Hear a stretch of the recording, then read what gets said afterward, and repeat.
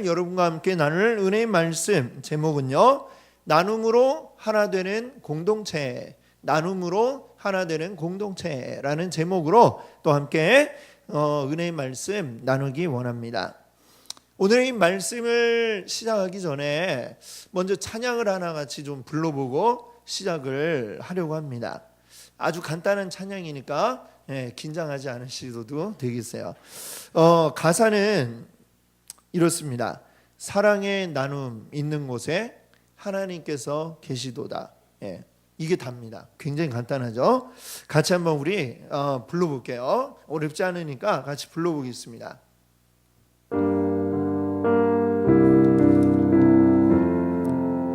사랑의 나눔, 사랑의 나눔 있는 곳에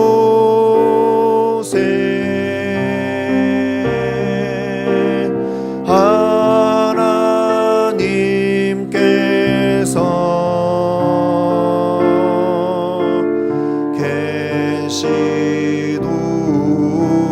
계시도다. 네, 같이 불러보겠습니다. 사랑의 나눔 있는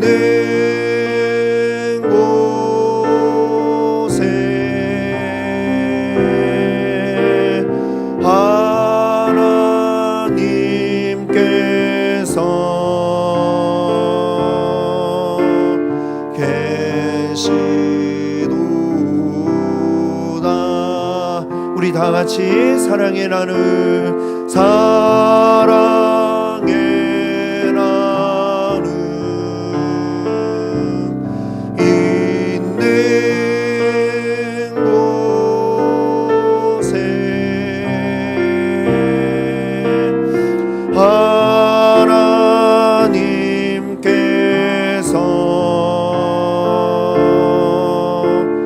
계시도다. 우리 다시 한 번만 더 부르겠습니다. 사랑의 나눔 있는 곳에 우리 하나님께서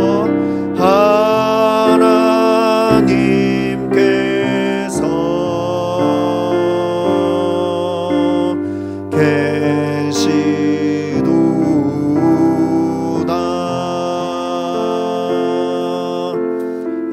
아멘. 사랑의 나눔 있는 바로 그곳에 우리 하나님이 함께 하신다라는 이 찬양을 우리 같이 불러보았습니다. 여러분, 하나님이 우리 사람을 처음 만드실 때에 아마도 우리가 본 적은 없지만 우리 사람에 대한 어떤 매뉴얼이 있다라고 한다면, 사용 설명서가 있다라고 한다면 그 가운데에 빠지지 않을 말이 한마디 있을 겁니다. 주의사항 하면서 이제 꼭 읽어라. 무엇이라고 써 있느냐 하면은 항상 공동체 안에 있어야 한다라는 그 말이 분명히 우리 인간 사용 매뉴얼에 들어 있을 것입니다. 우리 현대 사회가 갈수록 어떤 분위기예요? 개인화되어지고 개인적으로 이렇게 움직이기를 좋아하는 이러한 흐름이 있습니다. 자, 그런데 그것이 얼핏 생각하면 편한 것 같지만 그럼에도 불구하고 이것은 사람의 본성을 거스르는 것이다 라는 점을 우리가 알아야 합니다. 사람이 개인화되고 그리고 사람들이 속해 있던 어떤 공동체들이 깨어짐으로써 어떤 유익함이 우리에게 나타나는 것이 아니라 굉장한 부작용들이 나타나고 있다라고 하는 것을 우리는 너무나 잘 알고 있습니다. 우리 믿음에 있어서도 역시 마찬가지입니다. 하나님을 믿는 일이 우리는 개인적인 것, 구원도 개인적이고 믿는 것도 알아서 잘 믿으면 되지 이렇게 생각할지 모르지만 하나님은 우리 인간을 만드실 때에 우리의 삶뿐만이 아니라 우리의 믿음도 역시 공동체 안에서 함께하여 이루어갈 수 있도록 이렇게 만들어 놓으셨다라는 점을 여러분 기억하시기 바랍니다. 믿음의 여러 가지 요소들이 있겠지만 그 가운데의 하나인 감사 역시도 마찬가지입니다. 감사한다는 것, 하나님 앞에 감사하는 것, 얼핏 생각하면 굉장히 개인적인 일로 생각이 되지만 나에게 감사한 일, 그냥 내가 감사하면 되지 이렇게 생각하실지 모르지만 제가 지금 이렇게 이야기를 하고 있는 걸 보면 그렇지 않다라는 얘기겠죠. 그렇죠? 무엇입니까? 이 감사는 개인이 아니라 공동체 안에서 함께 나누어져야 한다라고 하는 것이죠. 그리고 그것을 오늘 우리가 이 구약 성경 레위기의 말씀에서 그 근거를 오늘 찾아볼 수가 있습니다. 오늘 우리가 함께 읽었던 이 본문 말씀은 구약 시대에 여러 종류의 제사들이 있는데 그 가운데 하나인 화목제에 대한 설명을 하고 있습니다. 자, 여러분 화목제 들어보셨나요? 구약의 레위기를 보면 맨 앞에 1장부터 5장까지 보면 5가지 종류의 제사를 설명을 하고 있습니다. 1장에서는 번제, 또 2장에서는 소제, 그 다음에 3장에 화목제, 그 다음에 그 다음에 속죄제, 속건제, 이렇게 5가지 종류의 제사를 쭉 설명을 했어요. 근데 거기까지 설명하고 끝난 게 아니라 1장부터 5장까지는 이제 제사를 드리는 사람, 제사장의 입장에서, 또 뒤에 부분에서는 또 제사를 드리는 사람의 입장에서 이렇게 설명을 다시 한번 하고 있는데, 이 화목제와 관련된 내용이 레위기 3장에 설명이 나오고 지금 우리가 읽었던 이 7장에 다시 한번 나오고 있습니다. 자, 그럼 이 화목제라고 하는 것은 어떤 제사인가? 다른 제사들과 어떻게 다른가? 우리가 간단히 한번 생각을 해보기를 원하는데요. 이 화목제라는 말에 히브리어, 원래 그 히브리에서 뭐라고 부르냐면 쉘라밈이라는 말로 부릅니다. 쉘라밈. 근데 이 쉘라밈은 어디에서 나온 말이냐면 샬롬에서 나온 말이에요. 샬롬. 여러분 샬롬 들어보셨나요? 예. 이스라엘 사람들이 지금도 인사할 때에 사용하는 말 샬롬 이렇게 하죠. 샬롬 뜻은 뭐냐면 평화라고 하는 뜻을 가지고 있습니다. 평화라고도 하고 평안 뭐 이런 의미를 가지고 있죠. 자, 평화라는 뜻의 샬롬에서부터 화목제 쉘라밈이 나왔다라고 하는 것이 이게 어떤 의미를 가지고 있을까요? 이 화목제라고 하는 것, 즉 이 하나님과 우리와의 화평, 평화라고 하는 것은 바로 우리의 모든 삶의 평화를 만들어준다라고 하는 그런 의미를 우리가 찾을 수 있을 겁니다. 내 삶의 평화를 원한다면 먼저 무엇부터 하나님과 나와의 평안이 있어야 한다라는 것이죠. 자, 그러면 이 화목제라는 제사는 어떤 방식으로 드리느냐? 그 방법이 이제 3장에 보시면 나오고 있습니다. 먼저 화목제라는 것을 드리는 사람이 이 제사를 드리기 위해서 준비해야 할 것이 있는데 제일 중요한 게 뭘까요? 이 제사를 드리는데 필요한 제물입니다. 제물. 자, 이 제물은 세 종류 가운데 택해서 사용을 할 수가 있는데 소하고 그 다음에 양, 염소, 소나 양이나 염소 이 세 종류의 가축들 가운데서 한 마리를 잡아서 하나님 앞에 드리는 제사였습니다. 자, 그러면 소, 양, 염소 어떤 기준으로 누구는 소를 잡고 누구는 양을 잡고 누구는 염소를 잡느냐? 그 기준은 뭐냐면 이 화목제를 드리는 사람의 형편에 따라서 어떤 형편이겠어요? 경제적인 형편에 따라서 소를 잡을 능력이 되면 소를 잡고 양을 잡을 능력만큼 되는 사람은 양을 또 염소 잡을 능력이 되면 염소를 잡도록 한 것입니다. 자, 이것은 뭐냐면 하나님 앞에 제사를 드리는데 어떤 사람이라도 다 제사를 드릴 수 있어야 되겠죠. 재물을 살 능력이 안 돼서 못 드리는 이런 일이 있어서는 안 되니까 번제와 같은 경우에는 심지어는 어떤 것도 되냐면은 비둘기도 이렇게 사람이 키운 비둘기 말고 그야말로 정말 가난해서 아무것도 마련하기 어려운 사람은 야생의 비둘기를 잡아다가 산비둘기를 잡아다가 그것으로도 제물을 드릴 수가 있었다라고 하는 것입니다. 그래서 이 하나님 앞에 드리는 제물은 자신의 형편에 맞게, 물론 이것은 가난한 사람은 가난한 사람의 형편에 맞게이지만 또 부자들은, 여유가 있는 사람들은 또 어때요? 아주 잘 사는데 그냥 뭐 이렇게 염소를 드린다든지 이러면 안 되고, 자기 형편에 맞게 능력에 맞게, 능력이 되는 사람은 소를 바칠 수 있는 사람은 소를 드리고, 염소를 바칠 수 있는 사람은 염소를 드리도록, 그렇게 자신의 그 형편과 사정에 맞추어서 재물을 결정하였다라고 하는 것입니다. 다만 이것을 드릴 때에 중요한 것은 뭐냐면 자신의 최선을 다하는 재물이어야 한다라고 하는 거죠. 즉 아무거나 그냥 막 드리면 되는 게 아니라, 이 드려야 되는 재물의 조건에 보면 흠이 없는 것을 드려라 라고 했습니다. 흠이 없는 것, 가장 자기가 준비할 수 있는 최고의 깨끗한 것을 나의 정성을 다해서 준비를 하고 제물로 드리도록 이렇게 하였던 것이죠. 자, 그럼 이제 제물을 준비했어요. 그 다음에 어떻게 합니까? 제물을 가지고 이 짐승을 데리고 그 다음에 성전에 갑니다. 성전에 가서 이제 제사장한테 오늘 화목제를 드리려고 합니다 이렇게 얘기를 하면, 그럼 이제 제사장이 이제 쭉 인도해 주죠. 제단 앞에 가가지고 먼저 무엇을 하느냐? 이 제사를 드리는 사람이 이 제물이 될 짐승의 머리에 손을 얹고 안수 기도를 하게 합니다. 머리에 손을 얹고 안수를 하는 이 안수 기도하는 거에는 여러 가지 의미들이 있는데, 이 제사를 드릴 때 머리에 손 얹고 안수하는 것은 뭐냐면 지금 제사를 드리는 나와 이 제물을 동일하게 만드는 이런 역할을 합니다. 어떤 면에서 동일하게 되느냐?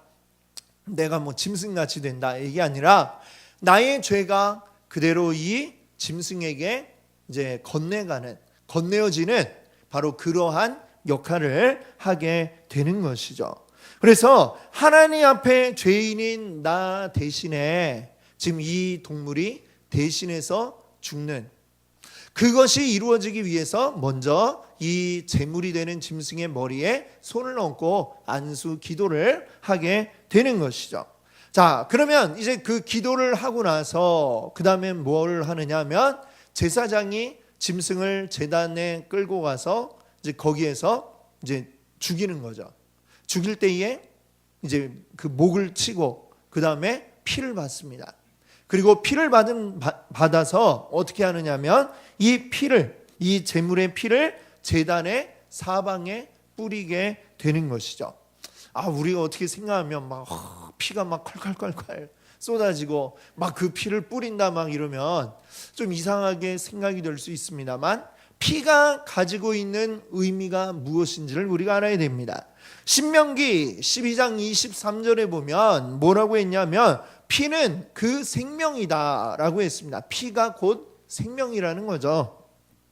그래서 죄인인 이 제사를 드리는 나를 대신해서 이 제물이 죽었고, 그리고 그 제물의 피가 이제 뿌려짐으로써, 하나님의 제단 앞에 뿌려짐으로써 어떤 의미를 가지게 되는 거예요?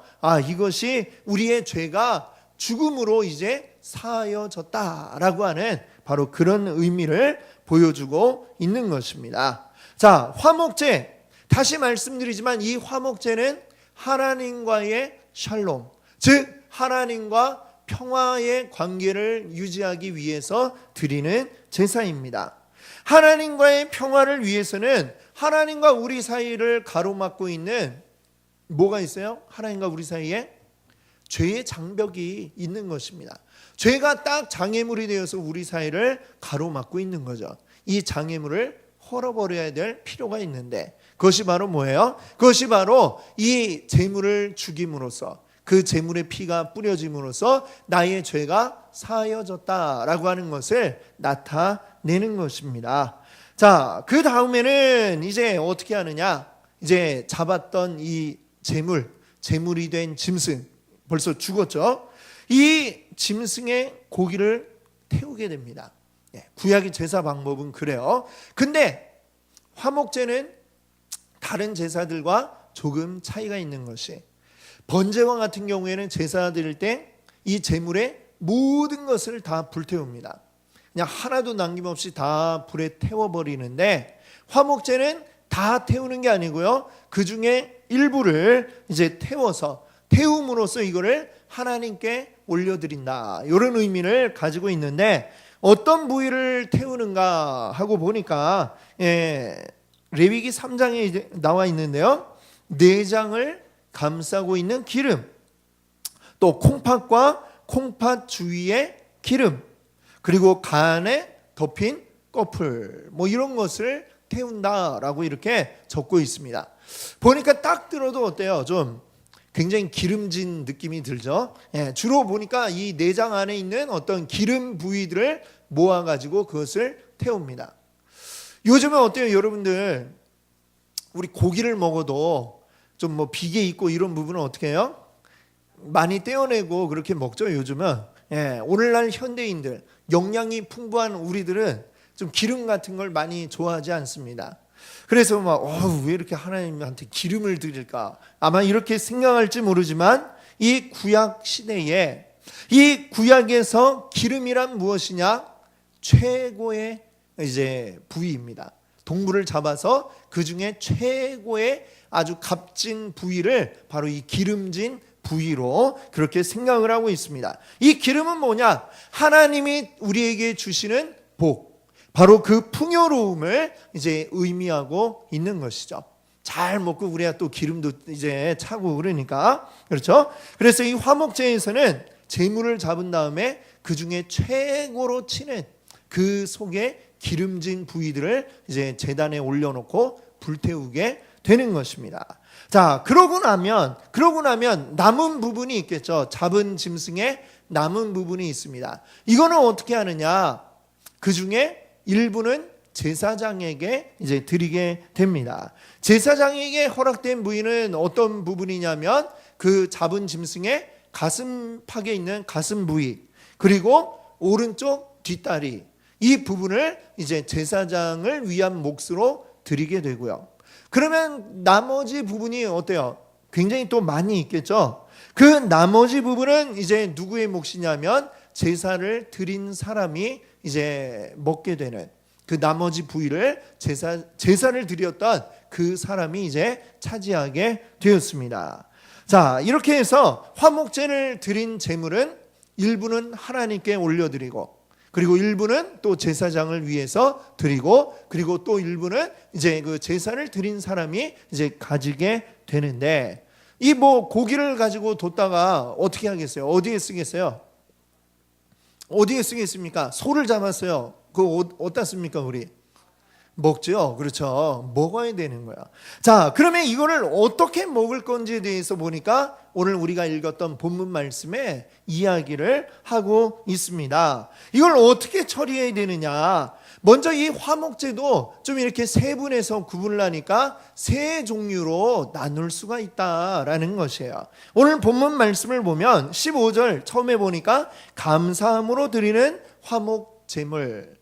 자, 감사함으로 드리는 이 화목제를 뭐라고 하냐면 감사제라고 이렇게 부르는 것입니다. 감사제는 뭐냐 하면, 내가 하나님의 큰 은혜를 받게 되었을 때, 하나님의 은혜를 너무나 크게 경험하게 되었을 때에, 뭐 예를 들면 큰 병에 걸렸다가 나았다든지, 이런 너무나 이 큰 은혜를 경험하게 되었을 때, 그것 때문에 하나님 앞에 드리는 화목제, 그것을 뭐라고 부르냐면 감사제라고 이렇게 불렀습니다. 자, 그리고 감사제 말고 16절을 보시게 되면 두 종류가 또 더 나오는데요, 서원제 그리고 자원제라는 것이 있습니다. 서원이라는 건 뭡니까? 내가 하나님 앞에 나의 어려움이 있는데, 이 어려움을 하나님이 해결해 주시면 제가 하나님을 위해 뭐를 하겠습니다 라고 하나님 앞에 약속하는, 이것을 서원한다고 그러죠. 서원. 그러면 이 서원을 하고 그리고 하나님의 도움으로 문제가 해결이 되었을 때에 하나님 앞에 기쁨으로 드리는 이제 화목제, 이것을 뭐라고 부르냐면 서원제라고 이렇게 부르고요. 그다음에 자원제. 자원제는 뭐겠어요? 자원한 것 어떤 것이에요?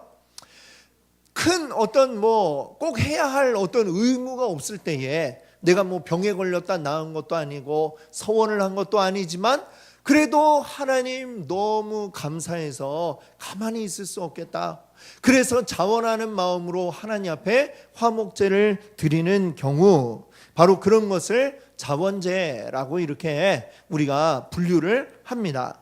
그런데 보니까 이 감사제일 때 하고 그 다음에 서원제, 자원제일 경우하고 약간 그 제사를 드린 사람이 고기를 처리하는 방식이 조금 다릅니다. 어떤 면이 다르냐 하면 먼저 감사제로 제사를 드렸을 때에 제사 드린 사람의 그 몫의 고기, 이걸 어떻게 해야 되느냐? 그날 안에, 제사를 드린 그날 안에 다 먹어라 라고 했어요. 오늘 15절 보니까 뭐라고 해요? 그날에 먹을 것이요 조금이라도 이튿날 아침까지 두지 말라라고 했습니다. 자, 감사제로 드렸을 때 말고 16절에 보면 서원제나 자원제로 드렸을 때는 또 어떻게 하라고 그랬어요? 제물을 드린 날 먹고 그래도 남았으면 그 다음 날까지, 제사를 드린 그 다음 날까지 허락하는데, 그 뒤를 보면 셋째 날까지 남아있으면 안 된다. 먹지 말아라. 혹시 남았으면 불사르고 혹시라도 먹어버리면 제사가 다 어떻게 되느냐? 안 드린 거나 마찬가지가 된다라는 이러한 말씀을 하고 있는 것을 봅니다. 자, 한번 우리가 생각을 해봅시다. 어떤 사람이 너무 하나님 은혜 감사해서 소를 한 마리 잡았어요. 제물로 하나님 앞에 드리고 제사장을 위해서도 소의 이 가슴팍의 살들을 떼어드리고 또 오른쪽 뒷다리도 탁 떼어서 드리고, 그러면 남아있는 부위가 어느 정도 될까요? 소 한 마리 잡았는데 뭐 다리 하나 떼고 뭐 내장 다 하나님 앞에 드렸다 치고 그래도 남은 부위가 어때요? 굉장히 많죠. 소 한 마리 여러분 보셨죠? 소? 예, 못 보신 분? 예, 없으면 제가 말씀하세요. 나중에 데려와서 한번 보여드릴 테니까. 소 한 마리 잡았는데 뭐 조금씩 이렇게 떼고 나도 남은 부위가 굉장히 많아요. 굉장히 많은데 그걸 나 혼자 이제 감사제로 제사를 드렸다고 생각해 보세요. 나 혼자서 소 한 마리 다 그 먹을 수 있나요? 예. 아마 여러분들 중에 나는 진짜 먹성이 좋아가지고 소 한 마리쯤은 그냥 눈 깜짝할 새 먹을 수 있다 하는 분이 혹시 계실지 모르지만 마음은 그럴지라도 아마 그거 다 먹기는 굉장히 힘들 겁니다. 예. 소고기 한 근 정도도 굉장히 많은 양이잖아요, 그렇죠? 진짜 많이 먹으면 2근, 3근 뭐 이 정도 먹어도 굉장히 많은 양인데 하루 동안 그거를 다 먹어라. 그건 어떻게 보면 일종의 벌이죠. 그렇지 않습니까? 아무리 소고기가 좋아도 그거를 하루 안에 다음 날 되기 전에 다 드세요 막 이러면 이거는 굉장히 아마 큰 벌처럼 느껴질 수 있을 겁니다. 특별히 오늘날 기준으로 생각을 해보면 요즘은 그래도 우리 고기 먹기가 어때요? 굉장히 그래도 간편해졌죠. 예, 우리가 마음만 있으면 고기 먹고 싶은데 생각하면 쉽게 정육점에 가가지고 사서 집에 와가지고 구워 먹든 뭐 국 끓여 먹든 아무렇게나 우리가 먹을 수가 있습니다. 근데 지금 이 레위기를 썼던 기원전 BC 뭐 이렇게 되는 그 옛날의 시대를 생각해 보세요. 그 옛날에 고기 먹기가 어땠을까요? 쉬웠을까요? 어려웠을까요? 어려웠죠. 지금 그 시대, 지금 오늘날도 오늘 어떻게 보면 우리들은 오히려 너무 넘쳐가지고 지금 살 안 찌려고 일부러 고기를 안 먹는 시대이지만 그 시대는 진짜로 없어서 못 먹는, 정말 매우 매우 매우 특별한 일이 아니면 소의 고기는 먹기 어려웠던 그 시대였음을 오늘 우리가 기억을 해야 되겠습니다. 그때에 소를 한 마리 잡았어요. 그리고 그 다리, 또 앞가슴, 그리고 또 내장, 이거는 이제 다 드렸지만 남아있는 부위가 어마어마하게 많고 그것을 오늘 안에 처리해라 라고 한다면 그게 어떤 의미겠습니까? 나 혼자서는 도저히 먹을 수 없는 어마어마한 양이 지금 눈앞에 있는데 이걸 어떻게 처리해야 되겠어요? 그렇죠. 함께 나누어 먹어라 라고 하는 게 오늘 이 화목제의 핵심이다 라는 것을 여러분들 기억하셔야 하겠습니다. 귀한 소를 잡았어요. 정말로 이 고대에는 이 소 그냥 단순히 식용으로 키우는 게 아니잖아요. 소는 옛날에는 일종의 트럭이었고 트랙터였고 그리고 경운기 이상의 역할을 하는 아주 정말 귀한 재산이었습니다. 이 귀한 재산인 이 소를 잡아서 정말 크게 어렵게 잡아서 그걸 하나님 앞에 드렸는데 너무나 감사하게도 하나님이 그 중에 많은 부위를 나에게 남겨주셨어요. 먹으라고. 대신 오늘까지 또는 내일까지 이렇게 딱 시간이 정해져 있어요. 매우 짧게 이 시간 안에 먹어라. 이 말씀은 하나님이 너 혼자 배 터지게 먹지 말고 같이 이웃들을 불러다가 함께 나누어 먹어라 라고 하는 것입니다.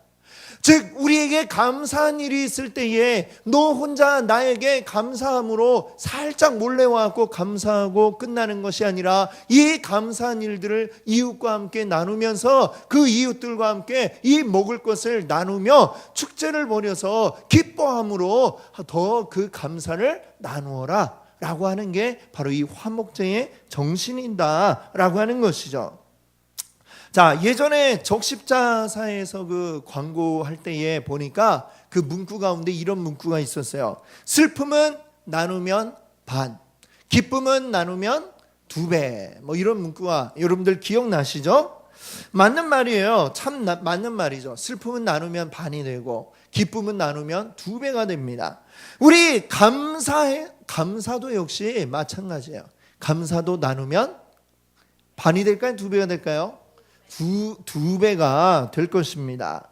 우리 이 감사한 것을 하나님과 제사장들과 그리고 이웃들과 함께 나눔으로써 비로소 이 감사가 온전하게 완성이 된다라고 하는 것이죠. 감사는 나누어야 그게 제대로 된 감사라고 하는 것입니다. 나 혼자 속으로 이렇게 막 즐거워하고 기뻐하는 거, 그 감사는 온전한 감사가 아니라는 것이죠. 그냥 나 혼자만 기분 좋고 많은 것이지 온전한 감사가 될 수가 없습니다. 나의 감사함을 통하여 나만 기뻐하는 게 아니라 하나님이 기뻐하시고 또 함께 위하여 기도해 주는 제사장들이 기뻐하고 그리고 나의 이웃들이 더불어 기뻐하는 것으로 나아가야 된다라고 말씀하고 있는 것이죠. 우리가 함께 해야 할 이웃들, 그럼 어떤 사람들을 불러다가 같이 나누어야 할 것인가 라고 하는 것이 오늘 우리가 읽은 본문 뒤에 나오고 있습니다. 19절 이하에 보면 그 이야기들이 나오는데 한마디로 줄여서 이야기한다면 부정하지 않은 사람이라 해야 된다 이야기하고 있습니다. 부정이라는 것은 뭐냐? 이 레위기 가운데에 레위기를 쭉 읽어보면 이 레위기는 구분을 이렇게 하고 있어요. 어떤 구분을 하고 있느냐? 거룩한 것과 거룩하지 않은 것, 그리고 정한 것과 정하지 않은 것, 부정한 것이죠. 그러니까 이렇게 구분을 하고 있는데 먼저 거룩한 것은 무엇이냐?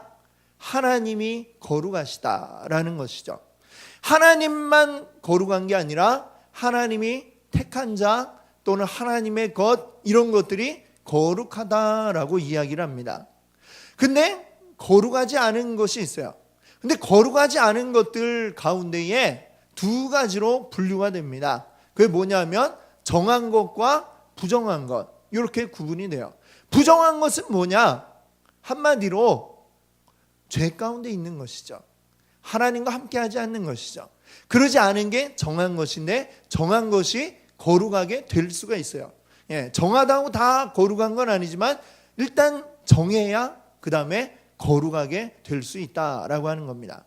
그러면 부정한 것, 이 부정한 상태에 있는 사람, 그 사람은 그 상태로는 하나님께 나아갈 수가 없다라고 이 레위기는 이야기하죠. 그럼 부정한 사람은 먼저 그 부정함에서 정한 상태가 되고 그래야 그 다음에 거룩함에 이를 수 있다라고 이제 그런 내용이 레위기의 말씀이에요. 그럼 부정하다라는 것은 뭡니까? 여전히 죄 가운데 있고 죄가 죄인 줄 모르는 바로 그러한 상태. 내가 부정한 걸 깨달았으면 즉시로 이제 여러 가지 조치를 취해서 부정함에서 정함으로 바뀌어져야 되는데 부정한 상태에서는 절대로 거룩함으로 바로 나아갈 수가 없는 것이죠. 그렇기 때문에 이 이야기는 우리 부정한 자들과 함께 하나님께 드린 거룩한 제물을 나누어 먹지 못하도록 이야기를 하고 있는 것입니다. 자, 하나님께 드린 제물은 당연히 거룩하게 되었겠죠. 하나님께 속했으니까. 그리고 그것을 함께 먹도록 했습니다. 그 제사를 드리는 사람 역시 하나님 앞에 제사 드림으로 거룩한 상태, 이 거룩함이 유지되기 위해서 부정함과 접촉을 해서는 안 되는 것이죠. 이 제물도 거룩하기 때문에 부정함과 접촉이 되어서는 안 돼요. 그래서 이것을 함께 나눌 수 있는 자는 부정하지 않고 정한 자들이라고 이 말씀은 규정을 하고 있습니다. 이것을 통해 오늘날 우리의 감사를 나눔에 적용을 해 본다면 우리가 함께 나누어야 할 이웃이 누구인지가 명확해지겠죠. 죄가 죄인 줄 알고 부정함에서 떠나 있는 자들, 바로 우리가 함께 하나님을 믿으며 하나님 안에서 하나 된 공동체에 속한 형제, 자매, 나의 지체들, 바로 이들과 함께 이 감사함의 그 제물을 나누어 먹어라 라고 하는 의미로 우리가 이것을 생각할 수 있겠습니다. 물론 지금 믿지 않는 자들과도 나의 기쁨을 나누고 이것도 중요하죠. 그런 일들도 우리가 계속 해야 합니다.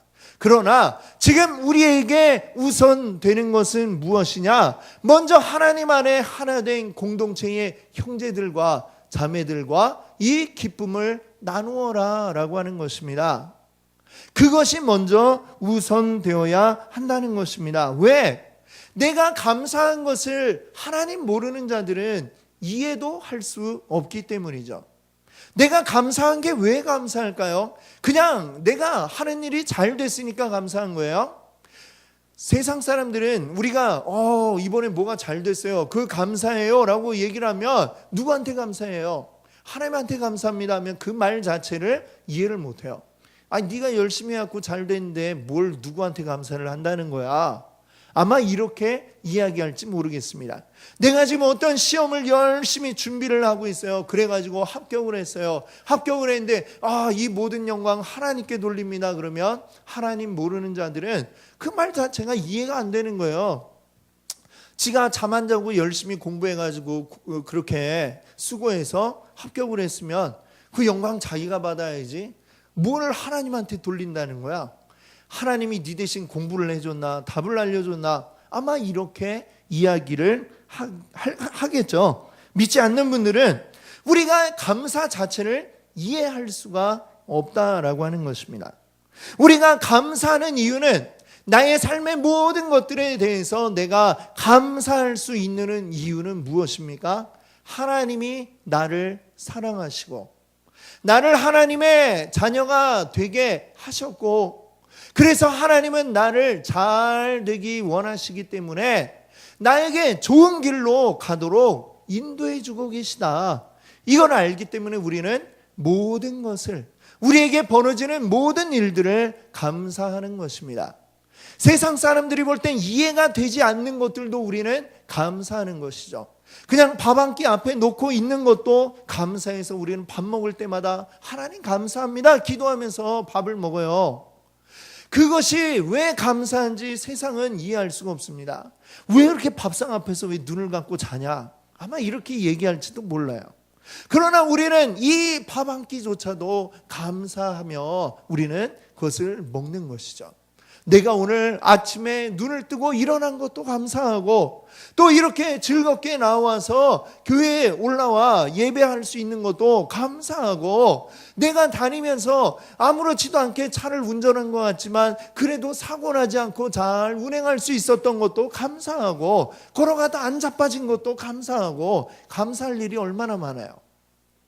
사람들은 당연하게 생각하는 거지만 우리에겐 이 모든 것이 감사한 이유는 하나님이 나의 아버지이시기 때문인 줄 믿습니다. 그래서 우리는 감사한 것이고, 그 감사를 함께, 이게 왜 감사한지 아는 우리 믿음의 공동체와 함께 나눔으로써 이 감사는 더 커지고 배가가 되는 것입니다. 그래서 하나님은 이 믿음의 공동체 안에서 너희들이 먼저 함께 나누고 감사하여라. 그것을 나눌 때에 이 감사는 더 커지고 기쁨이 더 커질 것이다. 우리에게 말씀하고 계신 줄 믿습니다. 여러분, 이 화목제와 같은 감사함이 우리 가운데 늘 있기를 원합니다. 끊임없이 감사하세요. 그리고 그 감사를 통해 우리 모두가 함께 기뻐하게 되기를 원합니다. 이 놀라운 일을 이루신 하나님을 나만 감사하고 찬양하는 것이 아니라 우리 옆에 있는 이 형제자매들이 같이 알고 같이 기뻐하며 감사할 때에 우리 하나님이 얼마나 그 영광을 드러내시겠습니까? 얼마나 또 우리의 그 감사를 통해 기뻐하시겠습니까? 바로 하나님도 기쁘고 우리도 기쁜 이 놀라운 일이 바로 감사를 통해 이루어진다는 것을 여러분들 기억하시기 바랍니다. 이게 바로 하나님의 백성인 우리들이 해야 할 일이라고 하는 것이죠. 여러분, 다음 주간이 맥주감사주일이에요. 맥주감사주일. 우리가 7월 첫째 주에 맥주감사주일로 함께 예배를 드립니다. 이 여러분 주보에 보시면 봉투가 하나씩 들어가 있죠. 맥주감사주일 봉투가 있어요. 이거를 미리 드린 이유는 뭐냐? 이 봉투를 채우시라라는 것이죠. 뭘로 채우느냐? 물론 헌금도 채워야 되겠지만 이 봉투의 앞면과 뒷면을 여러분들 빽빽하게 채워보세요. 무엇으로? 이제 지나간 상반기 6개월 동안 이 2018년을 하나님이 나에게 맞이하게 해주셨는데 그 1월부터 1월에 있었던 감사한 거, 2월에 있었던 감사한 거, 3월에 있었던 감사한 일, 또 5월에 있었던 감사한 일, 6월 달에 있었던 감사한 일들을 여러분 쭉 떠올려 보세요. 달력을 놓고 이때 무슨 일이 있었나 쭉 생각을 해보시면서 하나하나 적어보십시오. 생각하지 않고 지나가 버리면 감사한 일이 하나도 없는 것처럼 느껴질지도 모르지만 하나하나 떠올려 보시면 감사한 일들이 너무나 많이 있었던 것을 여러분들 깨닫게 되실 겁니다.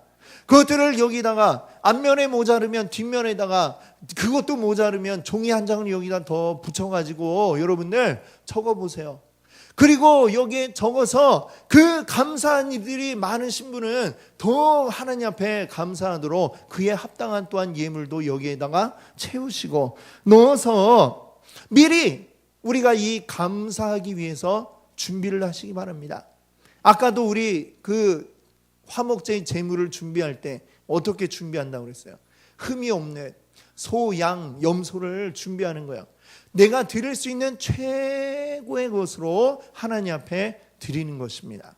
바로 그것을 우리가 함께 하기를 바랍니다. 그리고 이것을 적어냄으로써 이 나 혼자만 감사하고 기뻐하는 것이 아니라 이 기쁨을 우리가 같이 나누기를 원합니다. 우리 이 믿음의 공동체 안에서 함께 나누는 것입니다. 이 기쁨을 나누고 그리고 이 기쁜 일을 우리에게 허락하신 하나님의 사랑을 나누는 것입니다. 그 가운데 하나님 우리 가운데서 역사하시는 일들이 계속해서 우리 안에 나타나게 될 줄 믿습니다. 하나님을 기쁘시게 하면 하나님이 우리에게 더 기쁜 일들을 허락하실 줄 믿습니다. 우리의 감사함, 나 혼자 그냥 감사했는지 안 했는지도 모르게 슥 지나가지 마시고 반드시 이곳에 적어서 우리 함께 나누어 봅시다. 그래서 우리 안에 이 기쁨이 가득할 수 있도록, 하나님께 감사의 기쁨이 충만하게 전달이 되도록 함께 할 수 있기를 바랍니다. 자, 이제 여러분들 오늘 말씀 들으신 것을